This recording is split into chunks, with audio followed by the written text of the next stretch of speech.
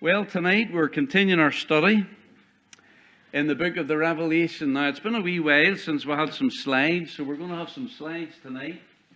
And I'm just going to turn this off because we're going to have slides all the way through this. And I hope it certainly will be a blessing to you. So let's turn, please, to Revelation, the book of the Revelation, and chapter number 8. I'm going to read from verse 1 through verse 11 tonight. And we are going to be continuing the story of the future of our planet. And really, when the Lord is coming to reclaim what belongs to Him, what rightfully belongs to Him, and in order to do so, He has to deal with His enemies, and He will do so. And the world has no idea what's in store for it. But the Bible tells us so in the book of the Revelation. Chapter 8, verse number 1. And when He had opened the seventh seal, there was silence in heaven about the space of half an hour. And I saw the 7 angels which stood before God, and to them were given 7 trumpets. And another angel came and stood at the altar, having a golden censer. And there was given unto him much incense, that he should offer it with the prayers of all saints upon the golden altar which is before the throne. And the smoke of the incense which came with the prayers of the saints ascended up before God out of the angel's hand. And the angel took the censer and filled it with fire of the altar and cast it into the earth. And there were voices and thunderings and lightnings and an earthquake. And the 7 angels which had the 7 trumpets prepared themselves to sound. And the first angel sounded, and there followed hail and fire mingled with blood. And they were cast upon the earth, and the third part of trees was burnt up, and all green grass was burnt up. And the second angel sounded, and as it were, a great mountain burning with fire was cast into the sea. And the third part of the sea became blood. And the third part of the creatures which were in the sea and had life died. And the third part of the ships were destroyed. And the third angel sounded, and there fell a great star from heaven, burning as it were a lamp. And it fell upon the third part of the rivers, and upon the fountains of waters. And the name of the star is called Wormwood. And the third part of the waters became wormwood, and many men died of the waters because they were made bitter. Now, Father, we pray that you'll help us to understand your precious word tonight. And Lord, help us to understand the time in which we're living. That we are in the shadow of the greatest judgment that has ever come to this planet. Help us to understand what you have written in this book. And Lord, may you help us to take it literally and take it to heart. And the reality of it will one day dawn upon this world.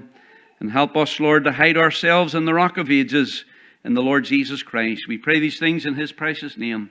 Amen. Amen. Well, last time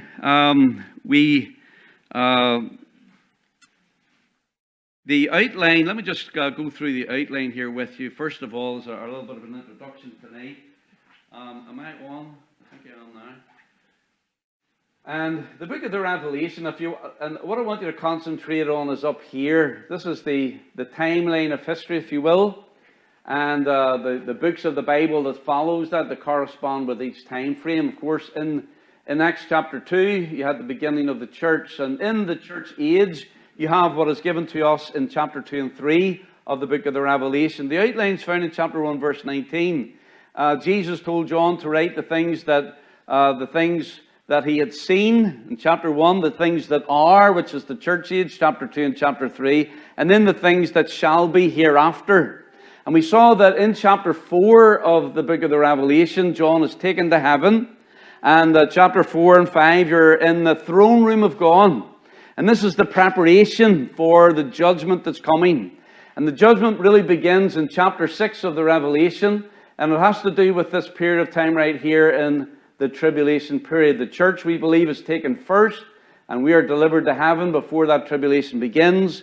God finishes with his program with the church. And then He goes back working with the nation of Israel again. And bring redemption to them through that 70th week of Daniel.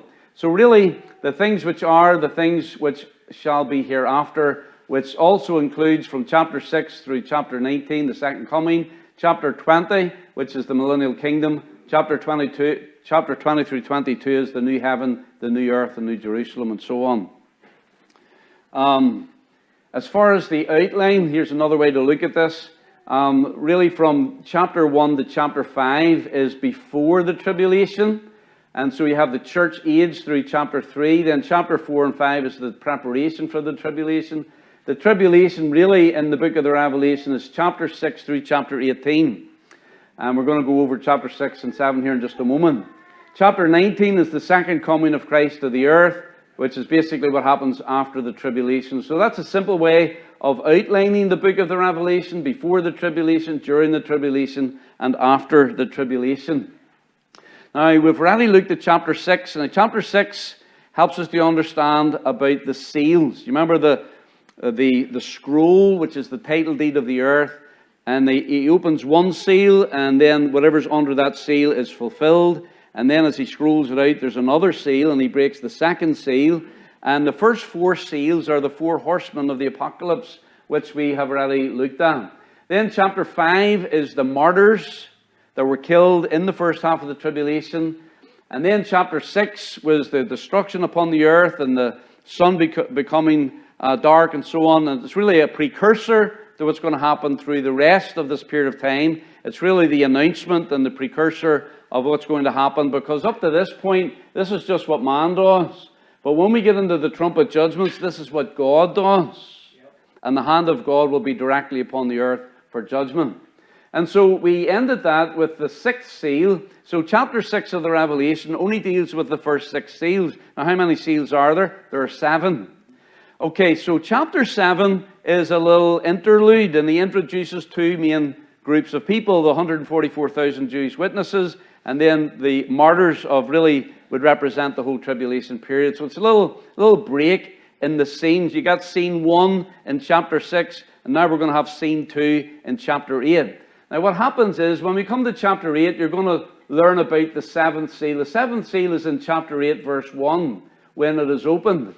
And really the seventh seal is not particular judgments in itself, but it opens up a new series of judgments, and they're called the trumpet judgments. So the angels are coming. There's 7 trumpets and 7 angels, and each one of these angels are going to sound in heaven the trumpet, and that's going to correspond to specific judgments that are going to take place on the earth. So that's where we're going to look at tonight, and we're going to look at the first 3. We should look at the first 4, because you have the first 4 in chapter 8, and then you have the last 3 in, the 2 of them in chapter 9, and then later on, chapter 13, you have the 3rd one, or the 7th one, chapter 11, sorry. So we're going to look at the first 3, and the reason we're doing that is just simply because of time. Let's go ahead and, well, this is just a graphic looking at the seals, okay? But the seventh seal is the 7 trumpets, and what we're going to be looking at tonight is these first 3 right here. So we read them this evening, the judgment upon the earth, the judgment upon the sea, and judgment upon the waters. So the 3 judgments that we're going to look at, we can look down. Well, I'm getting ahead of myself here. Let's go ahead and look at chapter 8 again, and we'll get to this here in just a little moment. First of all, we see in chapter 8, verse number 1, we have the opening of the 7th seal. Look at verse 1, please. And when he had opened the 7th seal, now that's Jesus, the one who's opening on this great scroll, and he's opening the 7th seal, and it says there was silence in heaven about the space of half an hour. Now, what does that represent? Some people say that verse proves there's no women in heaven.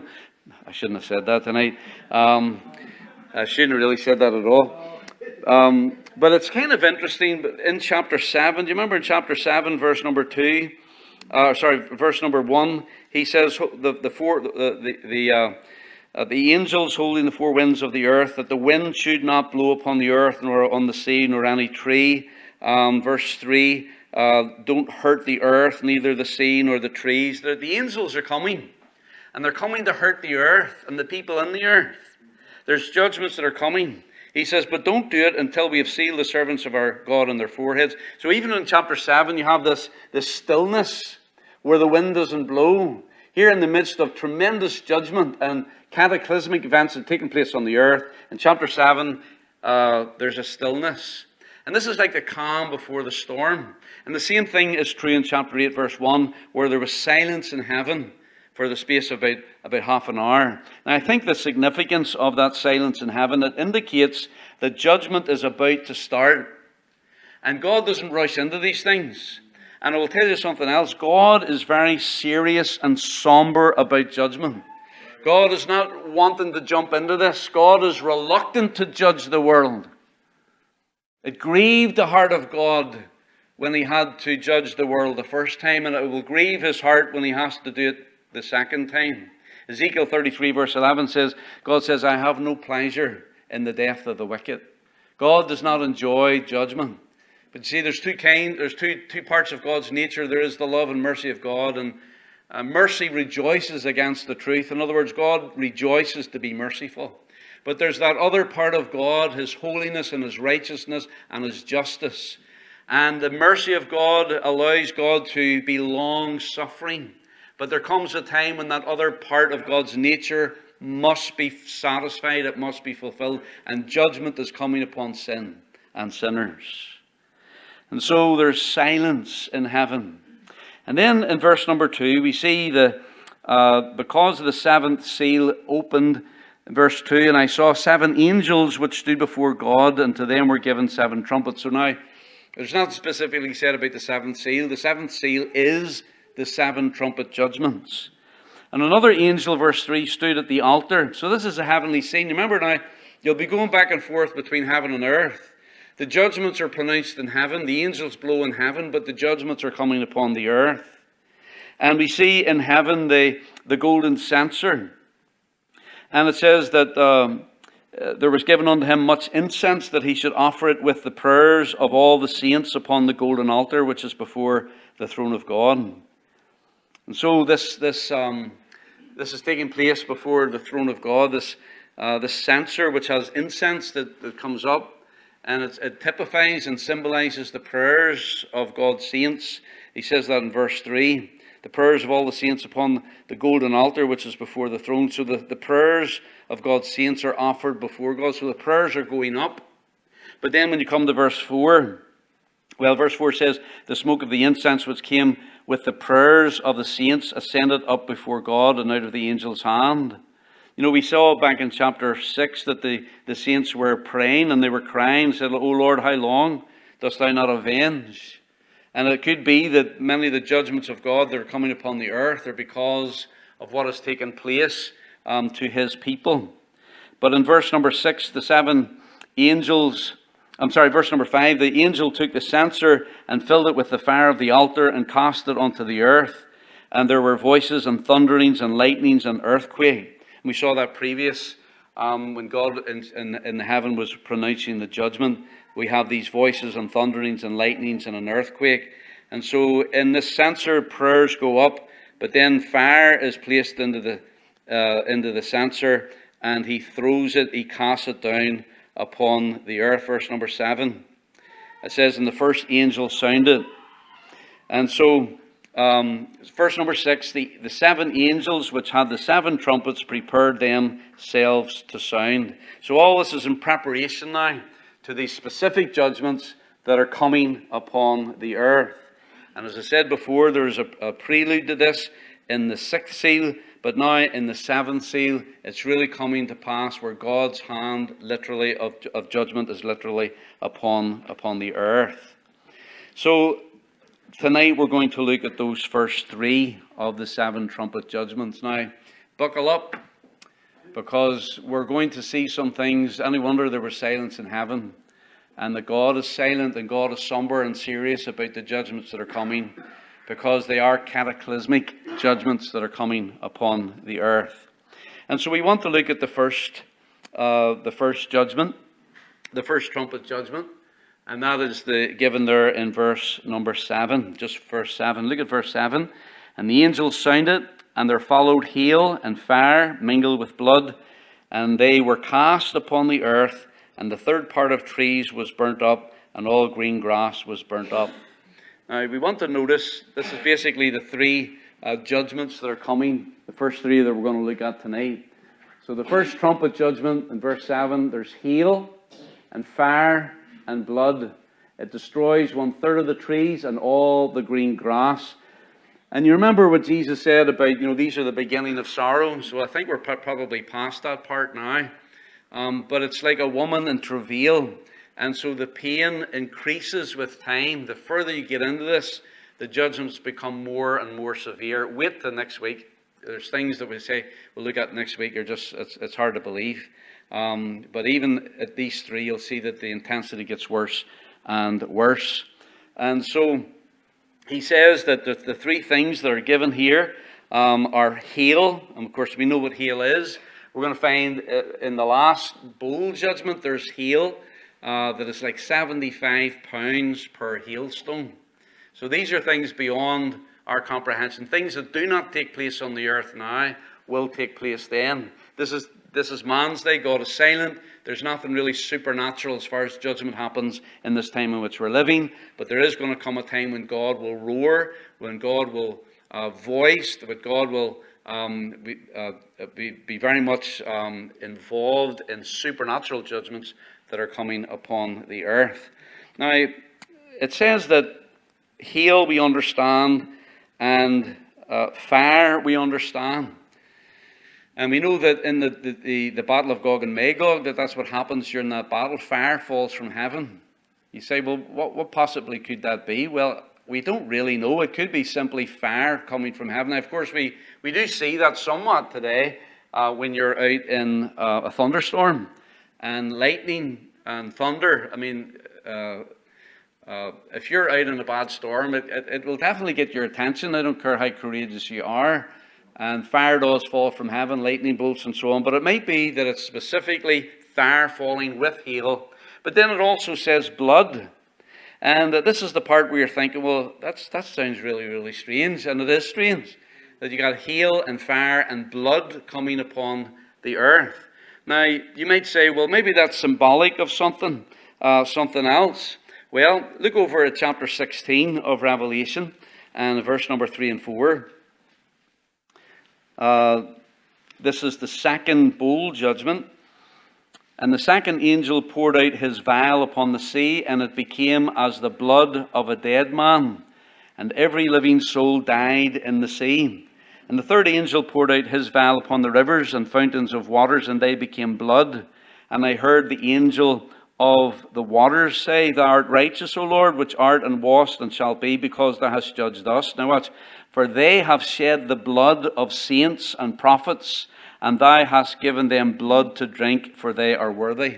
These are wicked people who have shed innocent blood, and now God's given them blood to drink, which of course they can't drink.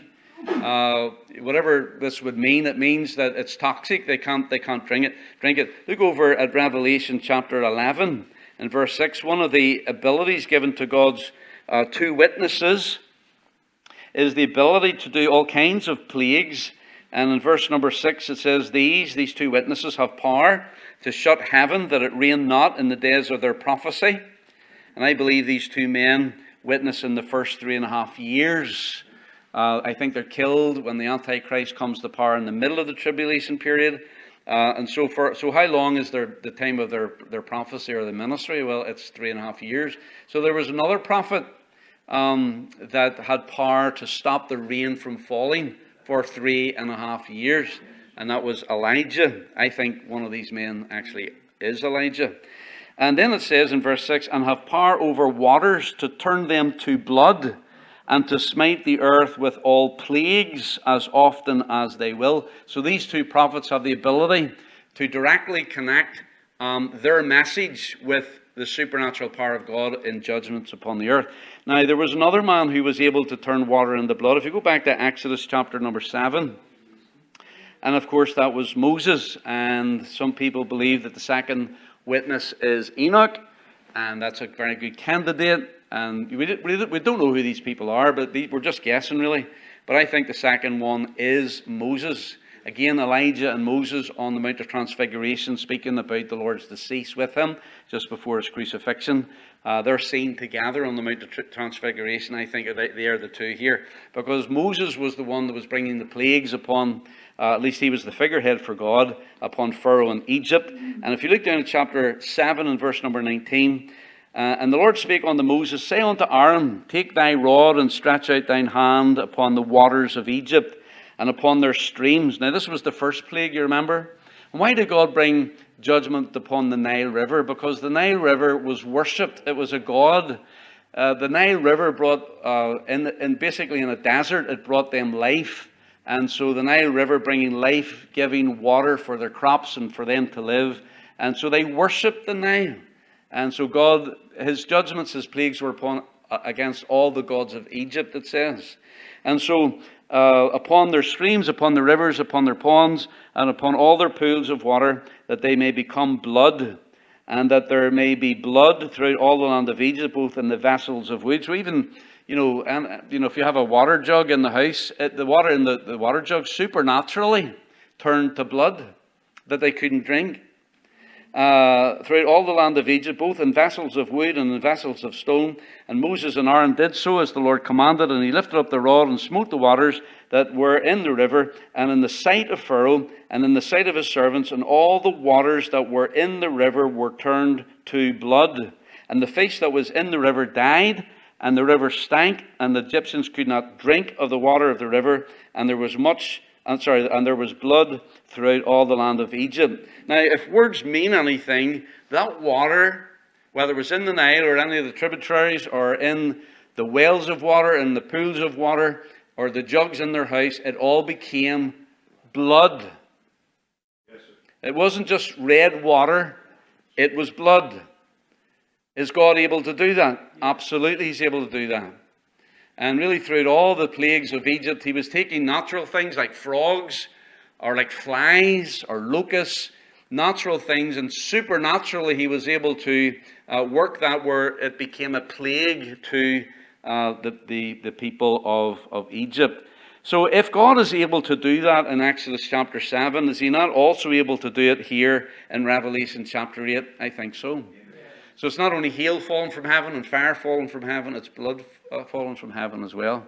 What is the significance of that? Well, it might have been in connection with some of the other plagues and what the angel said about them shedding innocent blood, and now blood is being returned upon them. I don't know. I think it is toxic in some fashion where it ruins everything that it touches. And so the upshot of that is, and this is a gruesome scene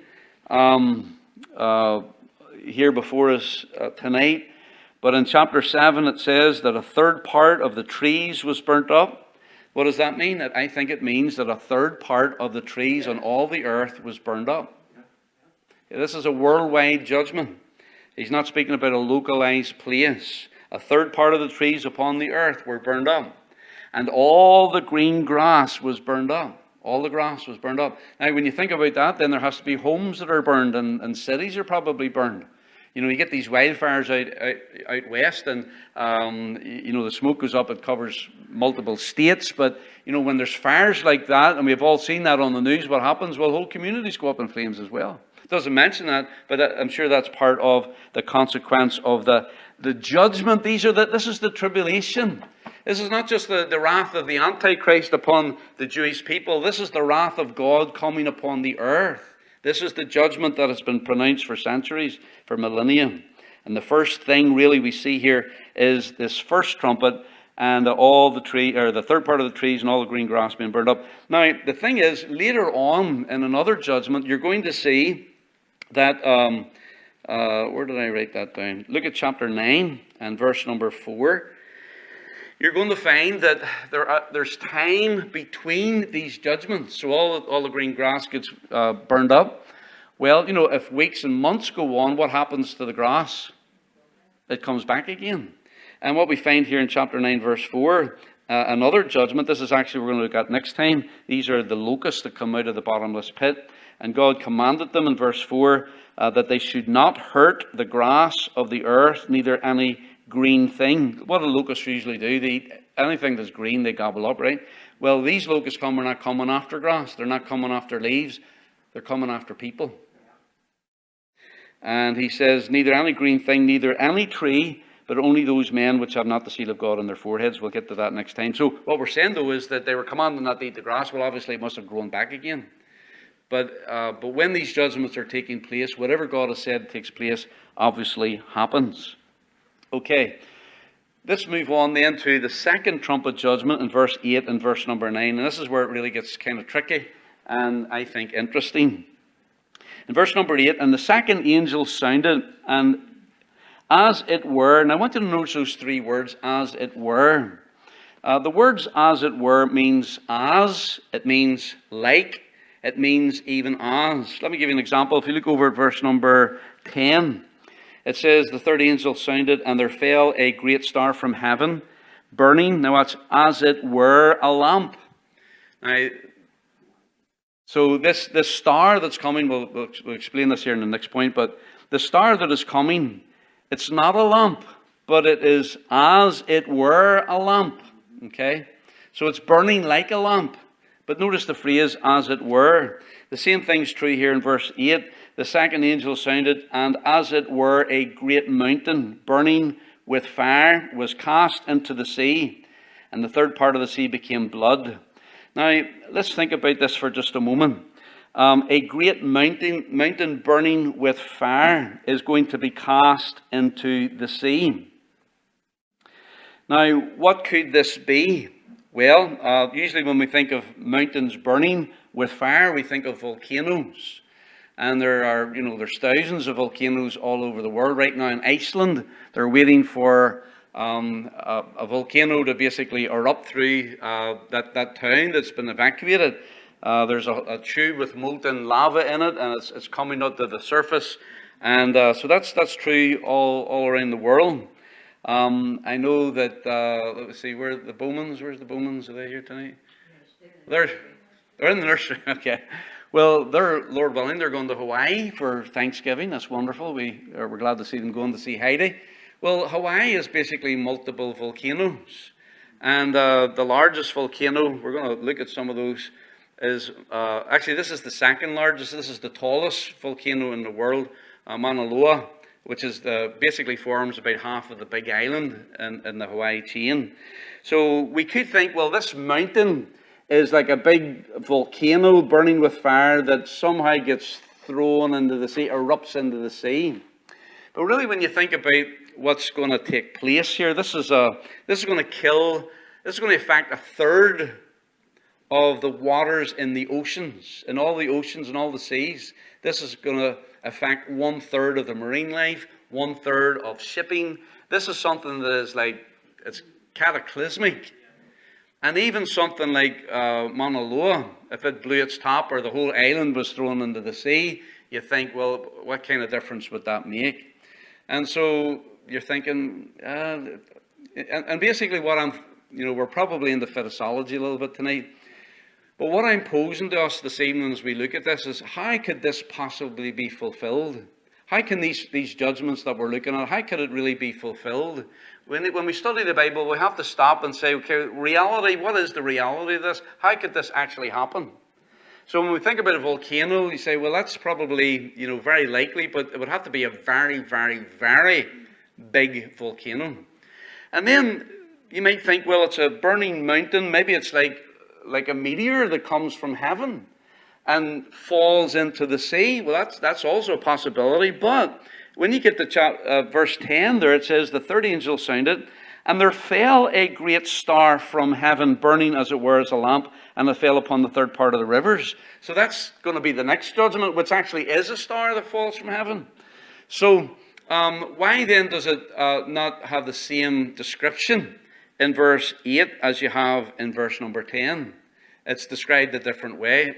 Why in verse 8 does it not say, well, there's a star, which is an asteroid or meteor, coming and cast upon the earth? It doesn't put it that way, the way it does in the third trumpet judgment, verse number 10.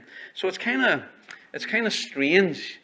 And it's good when you study the Bible and you get stumped like that, because you have to keep asking the questions and researching and thinking about it. Okay, so here's my explanation. Is this what's going to happen? I don't know. But it's a possibility that I want you to think about. The largest volcano, so we're coming back to the volcano thing, and a volcano like this, it's big, but it's not that big. But the largest volcano on Earth is actually under the sea. The largest volcano on Earth, and this is a news article on this, National Science Foundation. Scientists confirm existence of the largest single volcano on Earth. It's a massive underwater shield volcano rivaling the biggest in the solar system. So this is right up there with the biggest volcanoes in our whole solar system. And it's called Tamu Massif. And this guy here is called Will Sager, this guy here. And he is a professor at Texas A&M University. Texas, T-A and M-U. Tamu, that's where it comes from. Texas A&M University. Because this guy found this volcano back several years ago now. And he named this volcano Tamu Massif. It's under the sea. So when we think about this Tamu Massif volcano, how big is it? Well, it's 214,000 square miles. Basically, France is 210,000 square miles. So this thing is bigger than France. Now that's very, very big. In fact, it's the biggest volcano on Earth. Where is it? It's in the Northwest Pacific Ocean. It's about 990 miles from Japan. Here it is right here. It's in the part of the ocean that is called the Shasta, the Shatsky Rise. In fact, the whole volcano is the Shatsky Rise. And what we know about it, as far as its size, they compare it to the largest volcano in the solar system, which is on Mars. And this volcano on Mars is called Olympus Mons. And it's a shield volcano. So regular volcano is kind of like this. A shield volcano is like that. It's more like a shield. So it's lower, but it's broader. And that's where the magma is where it's basically coming out of. And this is the largest volcano in the solar system at 72,000 feet tall, 2.5 times the height of Mount Everest. So that's quite impressive on Mars. Now, when we consider Tamu Massif to that volcano, so this blue one is the one on Mars, so it's not only wide, but it's also tall. This orange one is the one in Hawaii, the Mauna Loa, which is not very wide, but it is quite tall. It's the tallest one, I think, on Earth. Now, Tamu Massif is not tall at this point, but it is wider. It is wider than the one on Mars. So it's the size of France. Now, they say it's extinct. And are you saying, Brother Tom, that this is what he's talking about, the mountain? I don't know. But what I'm saying is the possibility is there that this mountain, this great mountain that is burning with fire was cast into the sea. And we're thinking, well, it's cast from the atmosphere into the sea. But what about if it's cast from the earth into the sea? If it erupts into the sea? And of course, scientists study this stuff all the time, because it's happening all over the earth. Underwater volcanoes are everywhere. In fact, Mauna Loa was an underwater volcano. In fact, it's 1.23 miles high, but it's also 4 miles below. Okay, so it's 1.23 miles from the seafloor to the peak of it. Okay, of course, lots of it is still above the sea level, but most of it is underneath. It goes right down to the floor, and it goes below the seabed. It goes 4 miles below the seabed. So it's an absolute massive mountain. And when we think of something like Tamu Massif, basically erupting from underneath the sea and being thrown into the sea from underneath, the cataclysm of a volcano the size of France would be just devastating. And I could see it affecting a third of the world's waters. Now, the world's largest ocean is the Pacific Ocean. And it covers 46% of the water surface area. So basically, half of the world's water in the oceans is in the Pacific. Okay? So if this thing blew, and it's up here, then it would affect, let me just show you another slide. It would affect all of these regions. If this is the volcano up here, it would affect everything in Asia, from Japan and Russia up here, all the way down to the Philippines and down to Indonesia, Australia. It would probably reach across to the west coast of the United States and Canada, and down through Central America and South America as well. A third of the world's oceans are going to be contaminated. It says be turned to blood. Is that blood? If God says it's blood, then it's blood. But again, he uses natural things with supernatural things to bring about these events. Now, notice what it says in verse 8. It's cast into the second angel sounded, and as it were, a great mountain burning. Now, notice that phrase again, as it were. Okay? So, it's something similar to a burning mountain that is cast into the sea. And a third part of the sea became blood. But notice verse 9. And the third part of the creatures which were in the sea and had life died. So 1/3 of marine animals die in this judgment. So again, this is probably, taking place most of the Pacific, probably the whole Pacific Ocean. Not all of it, but mostly all of it. 33% of the ocean water will receive this judgment. And of course, they know that they've studied this actually with volcanoes underwater, that it affects the marine life, like the shellfish. And, marine life, like every other life, has a hierarchy. So the big fish eat the little fish, and the little fish eat the littler fish, and then plankton, and then shellfish, and coral is what I'm thinking about. Coral. Everything feeds off the coral. The coral gets destroyed. It affects the whole marine system. This is something we know. But very interestingly, in the last part of verse 9, it says, and a third part of the ships were destroyed. A third part of the ships on planet Earth are destroyed. Now, again, you're thinking, how does that happen? How does one event with one eruption, or this mountain that is thrown into the sea, how can it destroy 1/3 of the shipping on planet Earth? Well, I want you to notice where this takes place, okay, in Asia. Now, you'll be thinking, well, what kind of shipping would they have in Asia? Surely most of the shipping in the world would be around Europe and America. Well, have you ever seen ships, and on the back part of the ship, it'll have a place? Have you ever seen a ship that said Hong Kong on it? They're everywhere, right? Or Shanghai, or Taiwan, Osaka, or Tokyo. So I just kind of, out of curiosity, did a wee bit of study on this. And here we have, now this is 2015. It's very similar to, they've got 2023, but this is a better graph that I could use. So here they have all the shipping nations, the top 12 shipping nations in the world. And to my surprise, Greece was number one. I didn't know that, but there you go. Greece has more ships than any other country in the world. And this is their national flag, and some are under a foreign flag. This happened just today. I think that the Houthis in Yemen boarded an Israeli tanker, Israeli merchant ship, which don't have any Israelis on it. And it's actually owned by somehow it was, I guess, registered in Israel or something, but they're basically taking it hostage. So, you may have a ship that's owned by a company in one country, it's under a flag of another country, and crewed by people from another country. But Greece has the most ships, merchant ships in the world, followed by Japan and China and Germany, Singapore, South Korea, Hong Kong, United States, Britain, Norway, Taiwan, and Bermuda.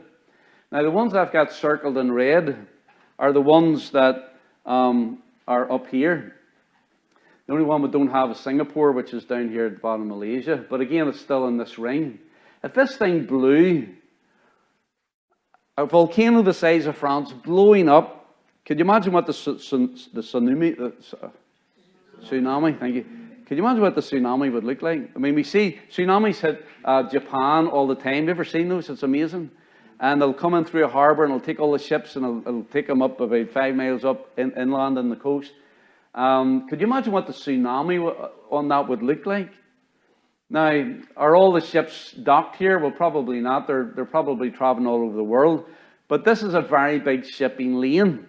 Think of the goods that come from Shanghai, from China, or from Taiwan, or Hong Kong, or Japan. It's significant, and we're looking at the fact that a third of the ships are destroyed, and that could very well take place. In fact, when you count these numbers up, you basically come to 40%. You know, maybe it doesn't destroy all the ships in that particular region. Maybe not all the ships are in that particular region because they're sailing all over the world, possibly. This is the beginning of the tribulation period, so this is like the second judgment, so things are probably still continuing as they were to a certain extent. So out of the total world population of ships, which is 27,980, these named countries that were in this particular area are 40% of that. I just thought that was interesting, that if this was this mountain, this underwater mountain that basically is cast into the sea from underneath, and the tsunami that would cause, and the devastation that it would cause to marine life, and also to the coastlines and to the ships that are present, it kind of fits the puzzle. So is that the fulfillment? I don't know. One of the things I'm trying to express to us tonight is the possibility that these things actually can happen, just the way they were written.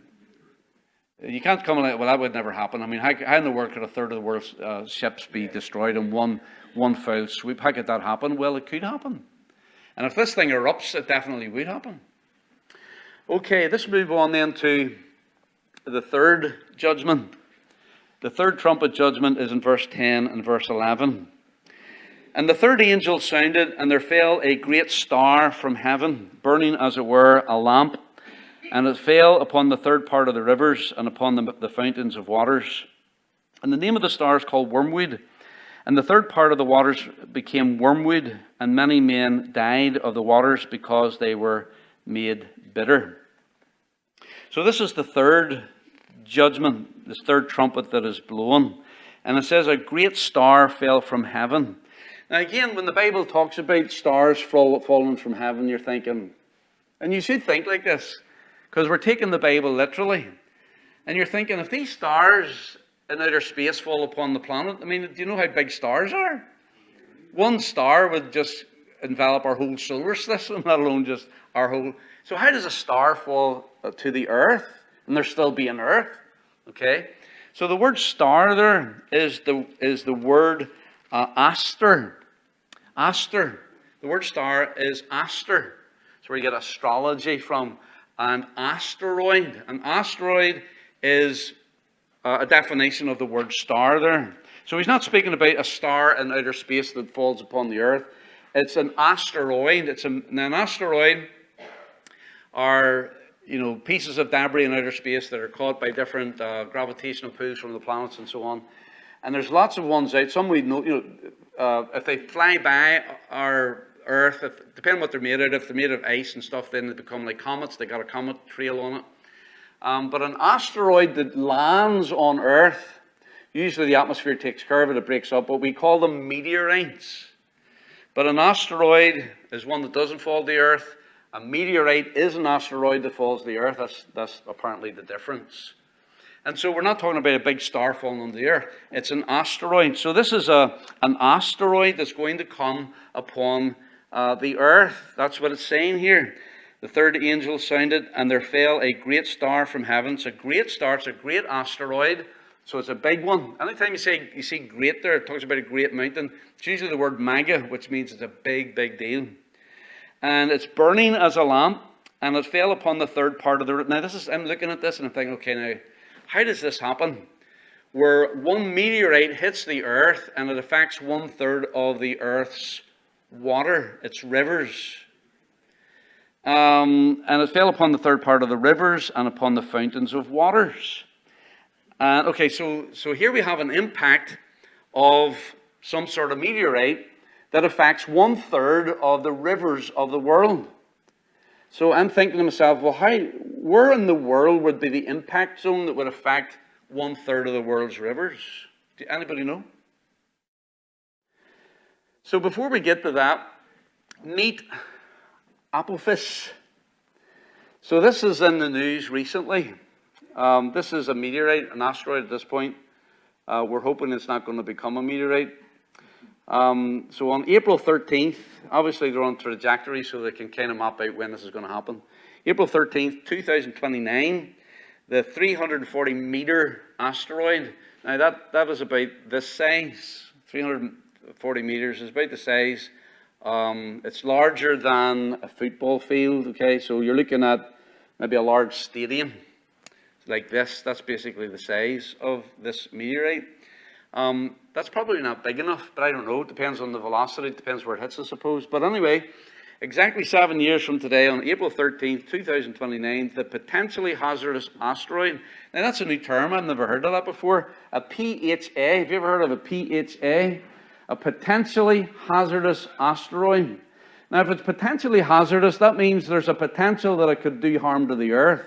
So all of their calculations of it coming like 23,000, it's going to miss the Earth by 23,000 miles. How do you really know that? Now, is this the star that the Bible's talking about? I don't know. But I'm just saying the possibility is out there, and scientists are already very concerned about these things, about these PHAs, potentially hazardous asteroids. This one's called Apophis, which if you look it up in the dictionary means chaos. And it will pass inside the orbits of synchronous satellites. So basically, it'll come closer to the Earth than some of the satellites are. And scientists are very concerned about this. They've made movies about it where they go out, in a rocket and they blow the thing up before it hits the Earth. So it's something that people are really concerned about. And we're going to see that in the tribulation period. God's going to use natural things with supernatural things to bring judgments upon the earth. Now, the other question, though, is, we can understand that, and that's definitely a possibility, but back to our question, how could one impact zone affect 1/3 of the world's riverways? What country, what region has 1/3 of the world's waterways? Well, Google's a great thing, right? So here's a few graphs. So here's a graph. This is Australia and Oceania, okay? And this is a graph of their water runoff from the rivers each year. This is Europe. This is Africa. I thought Africa would have been up here, but Africa it has rivers, but doesn't have a whole lot compared to these other places. North America, you said the Great Lakes. It's a good guess. But America doesn't have, the country that has the most rivers is actually Russia, 36 rivers. We have like 24 or something like that. South America, you would think, would be really big with the Amazon and all of that, but it's still number 2. The country or the region that has the most rivers in the world is Asia. What percentage does it have? Well, let's go over to this graph. And Asia has, here's the river runoff, 13,300 kilometers squared, or whatever that is. Percentage of the world total is 30%. See, that's the figure we're looking for. Because, the asteroid is not going to break up, and half of it goes, or a third of it goes to America, and a third of it goes to Europe, and a third of it goes to Australia to make up the third of the world's rivers. It has to have really one impact zone that would affect a third of the world's rivers. Are you still with me? Yeah. Now, I know this is Fittissology. But see, these are things that are good to think about because we're asking questions. We're trying to think, is there the possibility of this actually happening? And if it did, where's a likely, who's a likely candidate for this? Okay? So Asia would be the only impact zone that could affect 1/3 of the world's river systems. So this is Asia, broader Asia, and these figures are not including the Middle East. So if you did include the Middle East, the 30% could be 33%. It could be a third of the world's rivers. So this is the area we're speaking of here. Now this is kind of interesting because when we think about the tribulation and we think about judgment, we're thinking about Europe, we're thinking about America, we're thinking, well, we deserve it, we're going to get judgment, and we will get judgment. But we never think about places like China or Japan or, India. You know, this is a judgment upon the world. It's not just upon the Western nations, it's upon the whole world. And did you know that even though there's many Christian people in China, the underground church in China is really big. South Korea's got a very large Christian population. But for the most part, you know, Asia is heathen. Buddhism and Hinduism are the big religions of Asia. And when we think about judgment upon the waters, remember God brought judgment upon the Nile River, which was worshipped by the Egyptians. And so he judged them because of their relationship to a river. Here's another slide of the different rivers in the world. It's amazing what you can find on Google, right? So this is these are large rivers, very large and medium, and these are the ones that are free flowing. These are the ones in red that have got dams and so on. And if you look up here, this is the area where you have a third of the rivers in one location on the planet. So if you put the other places together, then you have to put like America and Africa together to make up the third. Do you understand what I'm saying? If you're looking for one region that has a third, this is it right here. And then when we think about the Asians and their relationship to the rivers, here's China. And most of their rivers, the Yellow River, the Yangtze, the Pearl, they flow from west to east. Then you have down in Cambodia, you got the Mekong, and these different rivers, three main rivers that go from up in where Everest is, the Himalayas. That's where the water comes from, and the mountainous region comes down here, goes south. And then you have the Ganges in India. So you have these rivers that come south as well. Now, when you think in particular of the Ganges, because this judgment is going to destroy the rivers, and they're going to become toxic, they become bitter, wormwood, where they're undrinkable. The people can't drink the water. And when you think about what happens in India, I don't know if you realize this or not. I saw a documentary one time about the Ganges and what it means to Hinduism. Have you ever noticed this? I've seen video where a guy goes into the river, and of course you see them bathing in the Ganges, and it's the most polluted river in the world. And I'll tell you why that is in just a moment.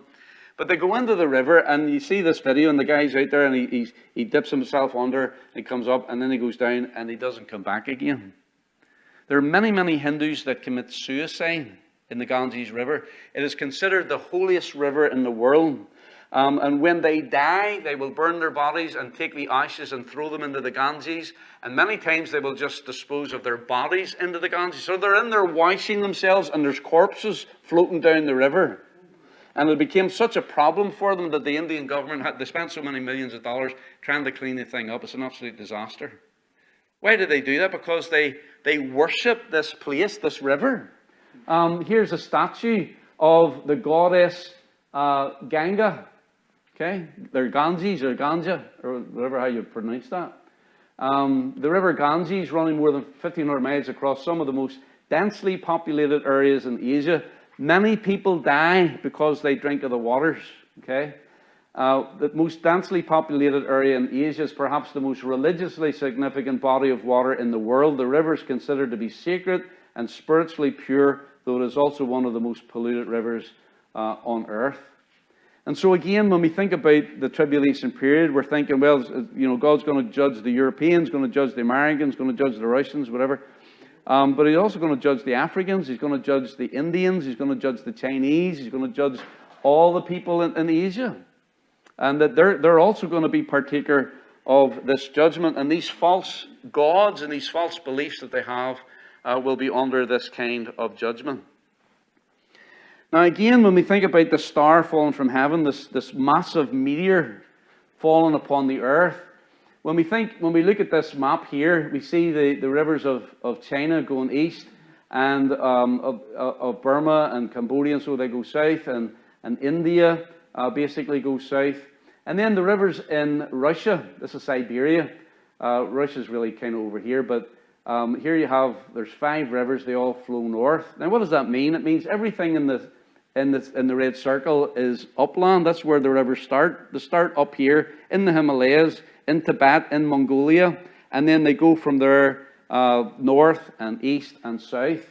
And so if this was the impact zone, This is the impact zone that would affect all of those rivers, which would make up a third of the world's rivers. He says that's what's going to happen. I don't know. I mean, I'm just a guy with a computer and can look on Google and ask questions. But it's interesting to me that when you see something like this, you're thinking to yourself, this actually could happen, just the way it says it is. And so when we think of that judgment, and this is kind of an interesting slide, because this actually is India right here, and this is Tibet, and this is Mongolia, and this is Siberia and Russia, and this is China. And if this was the impact zone, and what size of meteor would it have to be? I think it would have to be bigger than the size of a football stadium. I mean, how big could it be? Well, I mean, they've already looked at all these things, and the impact zone could be absolutely just devastating. The scientists believe that already. How did the dinosaurs die? So they've already established, and and I was looking at some stuff today. You can Google this. There are craters all around the world of impact zones.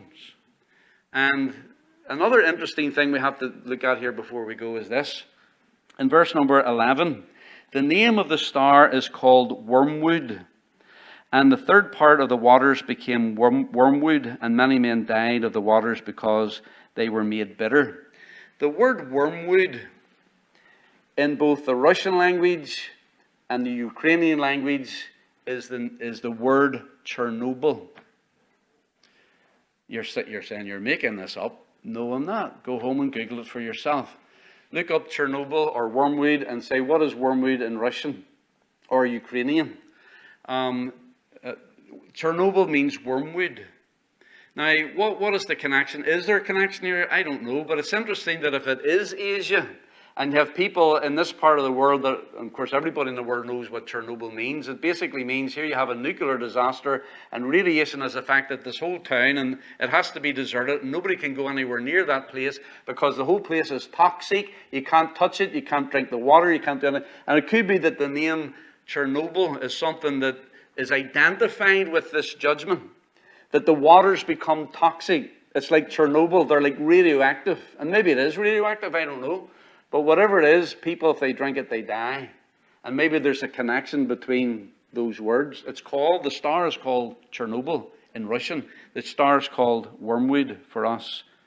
The waters were made bitter. Now, we won't get into this because of time, but in verse number 12, it says, the fourth angel sounded. We're going to get into this next time. And the third part of the sun was smitten, and the third part of the moon and the earth, the third part of the moon and the third part of the stars, so as the third part of them was darkened, and the day shone not for a third part of it. It's all these thirds, right? Third part of the trees, third part of the ships, third part of the marine life, third part of the sea, third part of the rivers, third part of the sun. But if you have Tommy Massive blowing up underneath the ocean, okay, that's coming up. And you remember I think it was 2 years ago, there was a new island formed. And the dust cloud that came up, and it wasn't very, very big at all. But the dust surrounded the world, and also there's been different volcanic eruptions where planes were not able to fly because of the ash and the dust that's in the air. If you have these last two judgments that take place, if you have Tamu Massive that blows up, then you have the star coming, and this massive, mega asteroid meteor that hits the earth. What do you think is going to happen to the atmosphere? Will there be ash and dust in the atmosphere? And then what would the result of that be? Well, you would get up in the morning, and instead of the sun coming up, it would only shine for like 2/3 of its time, because a third of that time it's going to be blocked out. And the light is something that is going to be hindered by the results of these other judgments that have already taken place. Well, we'll get into that next time. But I thought we'd just look at the possibility that these things actually can happen. Is it how it'll happen? I don't know. But it could. Yes. But one thing's for sure, I don't want to be here to find out. Amen. And if you're saved, you won't be. Amen. But these are things that the Bible speaks of. Yes. And we've got to see ourselves in the context of these judgments that are happening. Yes. Yes. Talking about the third. So these trumpets, they'll all happen in like the same area, correct? As far as time? No, as far Oh, as place? place. No, I think they're going to happen all over the world. They're going to happen all over the world. When we get to the next two judgments, you'll see that it happens a worldwide thing. But I just think it's interesting that the possibility of those things happening in Asia or the Far East is something that we think, prophetically or biblically, that's not included, because it has to do with Europe, it has to do with Israel, it has to do with us and Westernism and whatever. But God is going to bring judgment on the world. So it's going to be worldwide. Nobody's going to escape it. Is there any other questions? Let's pray.